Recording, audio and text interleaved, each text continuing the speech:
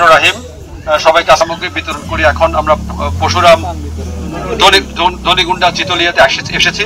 আপনারা জানেন এই দুটো এবং এখানে আমরা আমাদের বিজিএমই পক্ষ থেকে আমরা কিছু উপহার সামগ্রী বিতরণ করব এবং গ্রামের শুরু সেখানে আমার নিজস্ব পৈতৃক গ্রামের বাড়ি এবং এখানে আমি প্রায় আসি।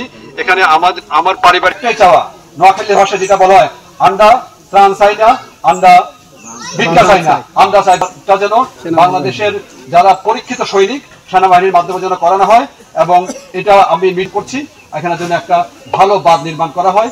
বারবার জন্য এই ভাতটা ভাঙন যেন আলু 2 কেজি চিনি 2 কেজি ডাল 1 কেজি মুড়ি এবং রান্নাবান্না করার জন্য হলুদ মুড়ি যা আছে সব দেওয়া হয়েছে। আমরা আমাদের বিজিএমির পক্ষ থেকে এটা দিয়েছি এবং ধন্যবাদ জানাচ্ছি বিজিএমি এই কাজে আমাদেরকে পাশে থাকার জন্য। ধন্যবাদ ভাই। নিয়ে চলে যাবেন।